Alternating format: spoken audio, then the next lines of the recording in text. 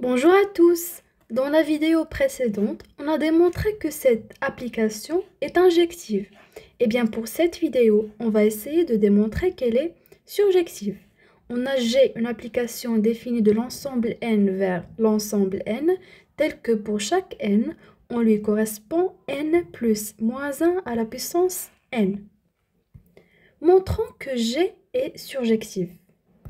Eh bien, ça revient de démontrer que quel que soit y appartient à l'ensemble d'arrivée qui est n, quel que soit y appartient à n, il lui existe un n qui appartient à n, au moins n, tel que g de n égale à y. Si on arrive à démontrer celle-là, donc évidemment g est surjectif. Donc soit y appartient à n.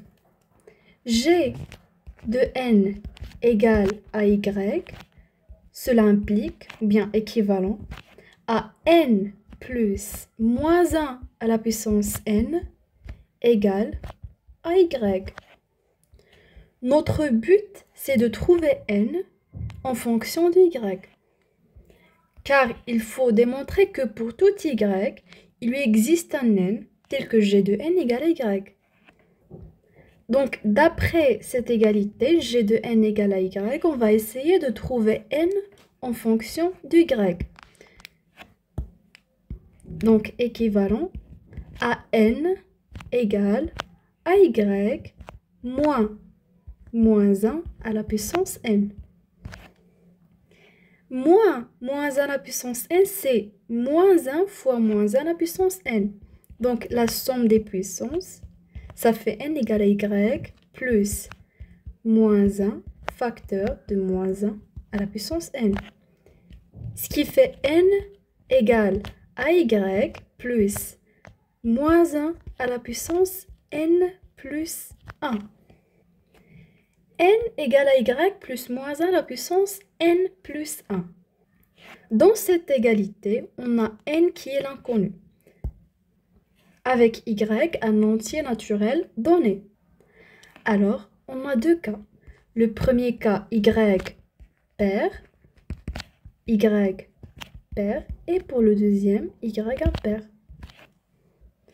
Pour le premier cas, y pair. Si y pair, donc y plus moins 1 à la puissance n plus 1, qui peut prendre moins 1 à la puissance n plus 1, peut prendre juste deux valeurs, soit moins 1 si n plus 1 est impair, soit 1 si n plus 1 est pair. Donc, y plus moins 1 à la puissance n plus 1 égale soit y moins 1, soit y plus 1. Dans les deux cas, y moins 1 ou y plus 1 est impair, car y est pair. Ce qui fait y plus moins 1 à la puissance n plus 1 est impair. Et puisqu'il est égal à n, donc n aussi est impair. Donc, n est aussi impair, car ils sont égaux.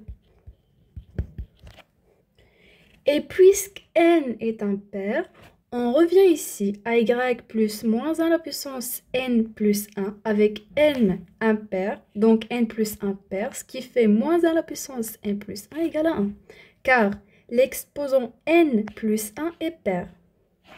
C'est-à-dire que n égale à y plus 1. Et voilà, pour le premier cas, on a trouvé n en fonction de y. N égale à y plus 1. Maintenant, passons au deuxième cas. Deuxième cas, pour y impair. Pour y impair, donc y plus moins 1 à la puissance n plus 1, qui est soit y moins 1, soit y plus 1, ça dépend de n. Et puisqu'y est impair, donc y plus 1 ou y moins 1 est pair. Donc y plus moins 1 à la puissance n plus 1 est pair. Et puisqu'il est égal à n, donc n est aussi pair. N est pair. Et puisqu'il est pair, donc on revient à celle-là. y plus moins 1 à la puissance un nombre pair plus 1, ça fait un nombre impair. N plus 1, c'est impair. Donc n égale à y moins 1. Car moins 1 à la puissance n plus 1, un nombre impair, c'est moins 1. Donc n égale à y moins 1. Et voilà la valeur de n pour y impair.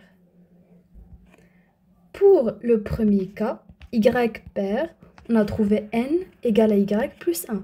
Pour le deuxième cas, y impair, on a trouvé que n égale à y moins 1. Donc, pour tout y, puisqu'on a travaillé, ou bien on a traité les deux cas, là on peut déduire que pour tout y, il lui existe un n qui appartient à n. Mais attends, il faut vérifier que y moins 1 appartient à n, car n appartient à n. Puisqu'ici on a dans le deuxième cas, on a y est impair, donc il est différent de 0, car 0 est pair. C'est-à-dire qu'il est supérieur ou est égal à 1. Y est supérieur ou est égal à 1. Ce qui fait y moins 1 supérieur ou est égal à 0. Donc n peut prendre la valeur de y moins 1. Et maintenant, on peut déduire que quel que soit y appartient à n, il lui existe un n qui appartient aussi à n, tel que g de n égale à y. Cela veut dire que g est surjective. Et puisqu'on a démontré qu'elle est injective, donc elle est bijective. D'où le résultat.